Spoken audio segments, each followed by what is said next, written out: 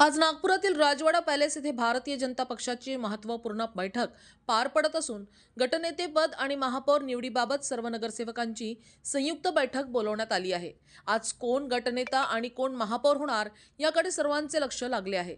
या बैठकीस केंद्रीय मंत्री नितीन गडकरी प्रत्यक्ष उपस्थित राहू शकले नाहीत, मात्र त्यांनी दूरध्वनीद्वारे सर्व नगरसेवकांना संबोधित करत मार्गदर्शन केले आणि पक्षाकडून पूर्ण पाठिंब्याचे आश्वासन दिले आहे।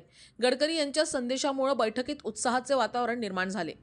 या बैठकीस नागपूरचे आमदार कृष्णा खोपडे, मोहन मते, प्रवीण दटके, माजी महापौर तसेच भाजप शहराध्यक्ष दयाशंकर तिवारी यांची उपस्थिती आहे। पक्षातील अंतर्गत चर्चा, एकमताने निर्णय आणि नेतृत्वाची दिशा ठरवण्यासाठी ही बैठक अत्यंत महत्त्वाची मानली जात आहे। दरम्यान भाजपकडून आजच गटनेता व महापौर पदाबाबत अधिकृत घोषणा होण्याची शक्यता असून राजकीय वर्तुळात मोठी उत्सुकता पाहायला मिळत आहे।